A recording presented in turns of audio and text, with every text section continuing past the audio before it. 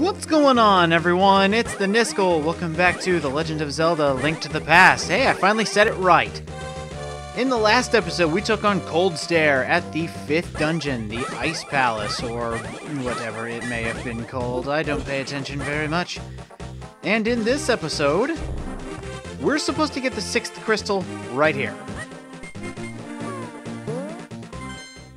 Yeah. So, how do you get in? Well, our answers actually show us that in the light world, we can get through just fine. So, what happens if we call our little mighty duck and head to the segment number 6, or the location number 6? Let's go ahead and come over here. Well, would you look at that? There we go. So that's how you get in. Wow. It's very rainy over here. I wonder, can I do the trick? Let's see, you need to use Bombos, right? So it's like right here?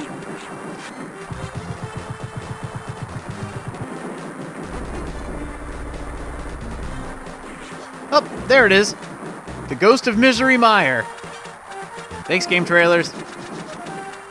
So yeah, apparently there are either sprites that are still under the water that you weren't supposed to see, or there are just sprites that were originally there, not there anymore. Some speculate that it is a sprite that was supposed to be there, a different type of enemy, kind of like the little Zoras that come out, or the Dark World Zoras that come out. That's been the speculation on what those enemies should have been, but for now, they just show up as invisible sprites, or the Ghost of Misery Mire. Ooh. So what do we have in here? Ooh, we have a Great Fairy. I shall relax, Great Fairy. Thank you. Didn't really need to go in there, but thought I might as well. Actually, there are a lot of ghosts around Misery Mire. I think we should be able to hit one over here, too. I didn't hear anything get hit. Nope. Doesn't look like there's one there. There are a lot of places where that sprite was meant to actually appear. Like, where it should have started. That Zora right there, that's his beginning point if you're talking about programming. So let me see if I hit another one. Nope. Didn't get one that time. Okay, that's fine. I just wanted to show that off because before I even started this Let's Play, I was doing a lot of research on like glitches or other stuff like that, and that came up. So I'm glad I was able to find that out, and with such a cool show to teach me how to do it. Now that I'm done wasting all my magic, right in here we have a couple chests here. Go ahead and move it out of the way with a very simple block puzzle. And in this one we get 20 rupees, yeah, but in this one you get a piece of heart! Excellent. So we only have, believe it or not, 3 pieces of heart left. As soon as we get those, we are done with collecting heart pieces. And for some reason, those fireballs glitched out right there for some unknown reason. Now, over here, there's a little lip here. Let's go ahead and head to the light world. See what this has to offer. Whoops. Didn't mean to do that. Right here, let's try it. There we go. We have this little rock that we can pick up. Go ahead and throw it, and down in here, another block puzzle. Pretty simplistic, unless you kind of screw it up like I did. Never mind. You get another piece of heart. So 2 of them, right, almost in the same place. You can get one in Misery Mire and over here in the desert. Let's go ahead and head back. So we need 2 heart pieces left. And we will finish the last heart container. Well, almost last heart container. We're almost done with collecting everything. I almost said catching everything. But we're not catching anything. Except maybe a cold in this dreary, wet mire. What a shot! I wasn't expecting to get hit. Okay, so this is asking for the Ether Medallion. Let's go ahead and use it.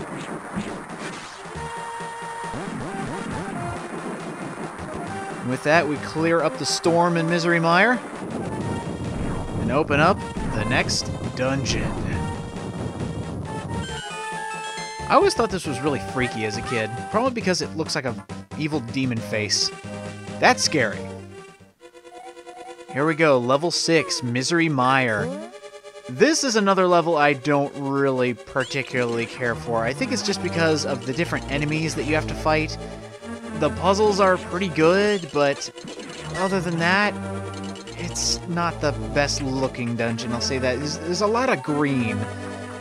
A lot of nasty looking green, which is probably why I don't like it. It also brings the Wizrobes to this game. Ah, the Wizrobes. They are very mean enemies. They shoot a giant beam, or I guess laser you'd call it, and they're just not fun, especially since they keep disappearing, and you have to wait for them to come back to kill them. Luckily with the Tempered Sword, we were able to defeat them a lot faster. Kill, defeat, whichever you'd like to believe in your Nintendo-ness. By the way, I really hope Wizrobes don't come back in A Link Between Worlds. I mean, I'm sure they will, because there's a lot of enemies that are coming back for A Link Between Worlds, but I hope the Wizrobe isn't one of them. Okay, on one condition, the Wizrobe can come back, just as long as they sound like they did in Wind Waker. Those were really cool Wizrobes, I have to admit. So we can't get that big chest yet. And we also have, I guess, kind of a new enemy, the Wall Eyes, as I like to call them. Basically, you walk in front of them while their eye is open, they will shoot a laser at you. And they hurt. Oh, shoot. Speaking of getting hurt, I'm getting hurt all over the place. This is also a dungeon that I'm kinda well-versed in, but it's not a fun dungeon to get through, which is probably why I'll be getting lost a lot of the time, so there might be cuts every now and again. It's because this dungeon, while it may not look big, it feels really big. And, oh, you gotta be kidding, it actually faked me out. Because I didn't try the wall trick. Alright, let's see. What is in here? Aha. Okay, nothing unusual there. Just got some Wizrobes in here. Need the big key, so we'll be coming back to this place. And, ooh, a good place to use our magic cape. Another thing about this dungeon, and I keep bringing things up right when it's not needed, but this dungeon uses a lot of magic items. A lot of items that you wouldn't think to get. Like, the Cane of Burna is off the beaten path. The Magic Cape, off the beaten path. So you wouldn't think to go get them. Like, if we didn't have those, there really isn't anything to protect us from those spikes. So they did want you to explore in this game, and hopefully you were able to find those items before you came into this dungeon. And where is that crystal switch? I'm kinda lost already. And we just started, and I didn't think we could move those. Alright, let's see. Let's at least find one small key, and then we can go from there. And I'm gonna get hit again. Hey, I'm good with avoiding danger. Alright, there should be some coming up here, and this is the very first instance and only instance of torches that can shoot at you. This entire place might as well be a giant illusion. There are so many different enemies in here. They're so mean. Okay, there we go. Now there should be... Oh, okay. I didn't catch it soon enough. There we go. And inside here is another small key. Awesome. Let's go ahead and take off the magic cape. I don't need it anymore. Okay. Just finding my way around here. This is one of the dungeons I actually need the map and compass just because I get lost so easily. Not that it's a hard dungeon, don't get me wrong. I mean, all the dungeons in here are pretty easy. And I've probably contradicted myself like 10 times already with how much I'm messing up, screwing up, all that kind of good stuff.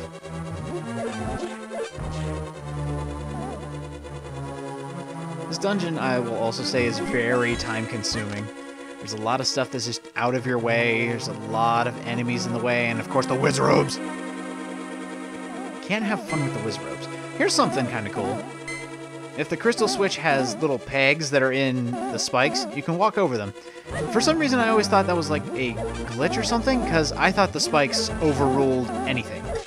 And yes, I was thinking this back when I was a young kid. I mean, I'm talking about high-quality programming when I was, what, 8?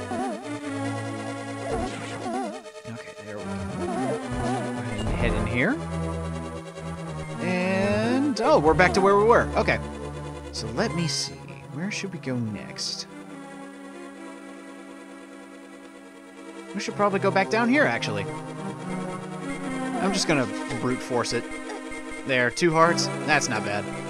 Okay, 3 hearts. Not that bad. Actually, I didn't see how much that enemy actually did to me. Here we go. Now, if I head down here, head through this door.